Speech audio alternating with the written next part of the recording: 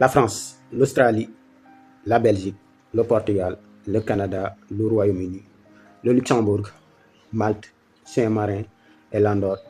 Ces 10 pays viennent de reconnaître officiellement la Palestine comme un État souverain lors de la 80e rencontre de l'Organisation des Nations Unies. Une décision historique. Mais au-delà des déclarations et des cérémonies, on est en droit de se demander concrètement, ça change quoi? Est-ce que la vie des Palestiniens à Gaza ou en Cisjordanie va s'améliorer du jour au lendemain? La réponse courte est non.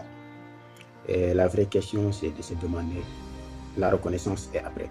C'est ce qu'on va essayer de décortiquer dans cette vidéo. D'abord, il faut savoir que la reconnaissance est avant tout un acte politique et symbolique.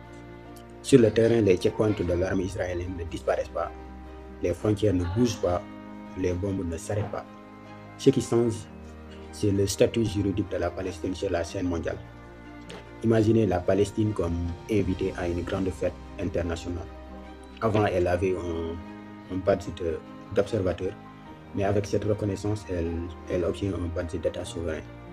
Ça ne lui donne pas les clés du château, mais ça lui permet de se déplacer dans plus de pièces, de parler plus fort et d'être prise plus au sérieux. Concrètement, ça signifie plus de légitimité pour porter plainte contre Israël devant les juridictions internationales, plus de poids pour demander son adhésion à l'ONU en tant qu'État membre à part entière. En gros, c'est une bataille de légitimité. La reconnaissance, c'est après. Parce que l'objectif final de ces reconnaissances, ce n'est pas juste de faire joli sur une carte, mais c'est de créer un effet domino et changer la donne. Et le vrai changement, c'est la pression accrue qui s'exerce sur Israël. Parce que chaque reconnaissance est un message envoyé au gouvernement israélien pour dire que la communauté internationale ne supporte plus le statu quo. Et la colonisation et l'occupation ne sont pas également des solutions viables à long terme. Il faut donc impérativement une solution, et c'est une solution à deux États. En reconnaissant également la Palestine, l'Europe envoie un signal fort à son allié historique, qui est les États-Unis, pour dire que l'approche qui consiste à laisser Israël mener la danse ne fonctionne plus. Il faut alors internationaliser les négociations. C'est donc une stratégie à long terme. On donne à la Palestine les outils juridiques et une légitimité pour créer un rapport de force plus équilibré et forcer la reprise de vraies négociations. La reconnaissance n'est pas donc la fin du jeu, c'est un coup stratégique pour changer les règles du jeu. Alors, quel avenir nous prépare cette nouvelle donne? Deux scénarios se dessinent, avec le premier qu'on peut qualifier de plus optimiste. La pression peut devenir un peu plus forte sur Israël, qui sentant son isolement grandir, réalise que le statu quo lui est plus préjudiciable que les négociations.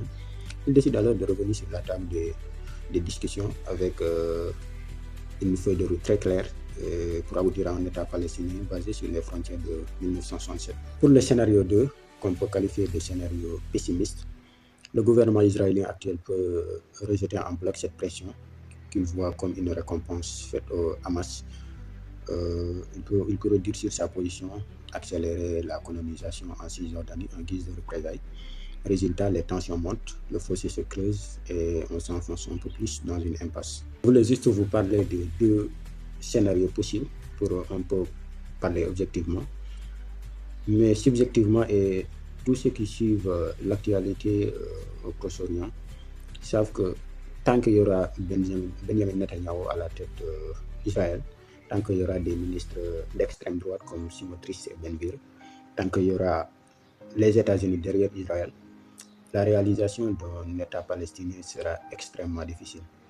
Donc cette reconnaissance est allée pour devenir une coquille vide. Alors pour conclure, la reconnaissance de la Palestine n'est pas une solution miracle. Ce n'est pas également un geste vide de sens, c'est un levier. Ce n'est pas une fin parce que cette reconnaissance ne règle pas des problématiques concrètes comme la sécurité, les frontières, également les réfugiés. C'est un moyen puissant de donner un cap, de relancer un processus de paix mort-vivant et de dire clairement que l'option d'un État unique sous contrôle israélien et sans droit égaux pour les Palestiniens est inacceptable. Je vous remercie.